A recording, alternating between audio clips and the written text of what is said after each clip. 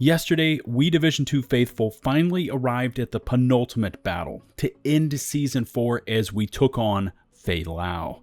Now, this ending was touted as both exciting and insightful, and after completing the manhunt yesterday from start to finish, including this encounter, I am quite literally speechless. But before I utter one more word about this experience, please take a moment to smash that sub button for intensive Division content and ring the bell to never miss another upload notification from my channel.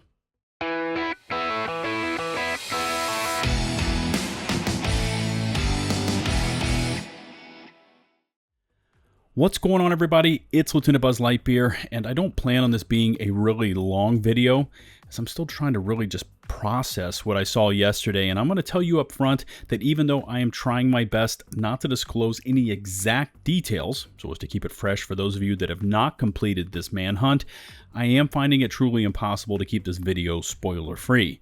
So, if you don't want to know anything that happens during this manhunt, and as we take on Faye Lau, now is your chance to stop this video and move on. Alright, I warned you. Let's begin. Now, as someone that has covered this franchise from minute one that it went live back in 2016, I've lived through both the highs and lows that the storyline has produced. Now, I've not always agreed with the turns it has taken, especially with what I felt was the early exit of Aaron Keener. We'll save that topic for another day. But as a whole, I've at least followed along the different plot lines and subplots and have enjoyed seeing them develop. I'm sorry if my ideas just kind of ramble around, and I'm doing my best to collect my thoughts and try and present this in as a professional method as I can, but what I saw yesterday was truly mind-boggling. So first up, let me cover the basics of the mission design for this encounter, and overall, I really didn't have a problem with the small changes to Camp White Oak. I mean, there's only so much that could have been done with it, with the landscapes, and although there weren't the dramatic changes to this mission, or even a completely new area to tackle, adding the shade crates, EMP jammers, and turrets are at least something different, and seemingly combine all the sorts of extra tech that we've encountered in previous missions and manhunts into this final mission. Now, could the design team have done more with this area? Of course. And as a gamer and fan of the franchise, I will always want more and more. I mean, that's only human nature, right? So overall, I felt that the redesign of Camp White Oak neither helped nor hurt the experience. I mean, it was enough, not too much and not lacking, just kind of riding the line of average all the way through. Now, after that somewhat melancholy intro, you're probably wondering where this all went off the rails and prompted me to create a thumbnail like I did, and it comes down in large part, scratch that, it comes down completely to Faye Lau. Now, this is a character that has been with us agents for the past 5 years. She isn't some random NPC that we run into every time we go to the base of operations, and she certainly isn't in that second tier of characters that we remember, say like Odessa Sawyer, that kind of flash into our lives and then exit nearly as quickly. This is Faye freaking Lau. She was activated at the same time as we were, with the second wave sent in to take back New York. She was the first really memorable character that we reported to at the very first safe house we unlocked in NYC. She was there with us on the helipad when our chopper was tagged with a rocket killing the division commander. She was the only reason our agent survived that attack when she dragged us, remember she was completely banged up, from that burning wreckage and ended up resuscitating us on the second chopper as we made our way into New York. I mean, think about that. Without her, there would be no us in this world. Throughout the New York campaign, she was our voice of reason, our liaison of trust that held it all together when the other members of that coalition like Rhodes, Benitez, and Candle were all needing us to perform side missions for them. It was Faye that kind of balanced it all out, kept us grounded and focused on the main mission of helping society claw its way back from the edge of nothingness. Now, I could keep going about how she's kept that fight alive for years, but I think you are getting the direction I'm taking this one.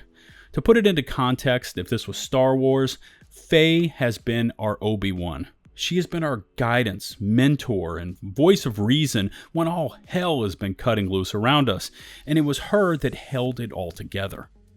Now, just like I never agreed with Keener's ultimate demise at the end of the Warlords of New York campaign, I will never agree with this direction, an ultimate destruction that Faye Lau has chosen.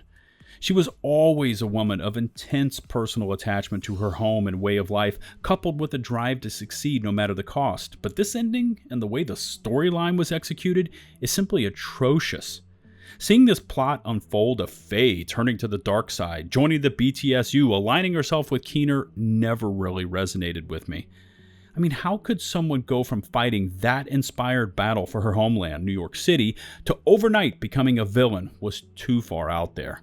Sure, you could argue that this moral erosion happened over a length of time, but to make that full change in direction was never believable for Faye. But it happened. Even though we did not agree with the direction or how it was installed, Faye went full rogue. Teamed up with Schaefer, Keener, and the rest of the Manhunt targets as she colluded to bring down everything she had fought so hard to save. Now, what we never got to fully experience is that journey down the hole to doom. We were there when she revealed herself as Turned, and we got to hear small excerpts of her soul during the Manhunt comms, but overall, we weren't really there for any of it, or even given the option to help her pull out of her chosen course of action. We do get a glimpse into her rationale through the messages via comms she left behind explaining her actions to go rogue, to kill the president, what it meant, why it had to happen, but other than that, we aren't truly there or connected to any of it. We are seemingly always 1 to 2 steps behind the truly monumental experiences this franchise offers, and instead, we're always showing up and getting fragments of the memories. But what really gets to me and has me still shaking my head in total disbelief is just kind of how this whole final showdown goes down. I mean, think about the context here. This is our Anakin versus Obi-Wan moment. I mean, even though the roles are reversed, but you know what I'm saying. We are being tasked with taking down our senpai, our master, our guiding light, who is now turned to the dark side. So you would naturally expect some giant drawn-out battle. You would expect something worthy of recognition and honor, something that would do justice to just how important Faye Lau has been to the entire progression of this franchise. But instead, we get this normal. No new mechanics, no interesting directives, no new tech used against us boss fight. Versus our master, Faye Lau, who runs around like every other bullet sponge boss in this game. I mean, what a huge letdown of truly epic proportions here. I mean, we've been building to this one moment in time, and as I finished this battle, I just said to myself, that was it? I mean, she just kind of hopped off the chopper once it was destroyed, ran around a bit, shouted a few scripted lines in my direction, and then died unceremoniously at my feet. There was no epic cutscene like Aaron Keener got. I mean, at least his character was shown the proper respect and given a chance to die with style. Keener's cutscene is what revealed Faye Lau as part of the BTSU. His scene is what kicked off all of the action for the past 4 seasons.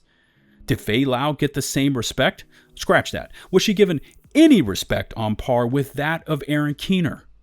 No. And remember, this is our version of Obi-Wan.